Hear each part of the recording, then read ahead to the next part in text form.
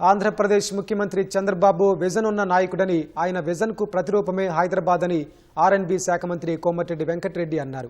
Telangana rising summit కు చంద్రబాబును ఆహ్వానించేందుకు AP ఉండవల్లిలోని CM camp కార్యాలయానికి ఆయన వెళ్లారు. చంద్రబాబు విజన్ కు తగ్గట్లు అమరావతి ఫ్యూచరిస్టిక్ క్యాపిటల్ గా అభివృద్ధి చెందుతుందని కోమటిరెడ్డి ప్రశంసించారు.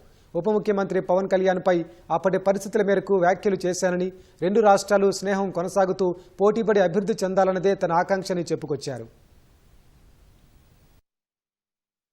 గతంలో వారు ముఖ్యమంత్రిగా ఉన్నప్పుడు హైటెక్ సిటీ ప్రారంభించి విజన్ 2020 డాక్యుమెంట్ ఇచ్చినప్పుడు చాలా మంది నమ్మలే. నేను కూడా ఎమ్మెల్యే ఉన్నా. సాధ్యమా అన్న ఆయన అనుకున్న దానికంటే ఎక్కువ డెవలప్ అయింది హైదరాబాద్.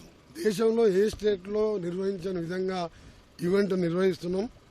ఆ ఈవెంట్కు అన్ని రాష్ట్రాల ముఖ్యమంత్రిని ఆహ్వానించడం, చంద్రబాబు నాయుడు గారిని పర్సనల్గా ఇన్వైట్ చేయాలని టైం తీసుకొని రావడం జరిగింది.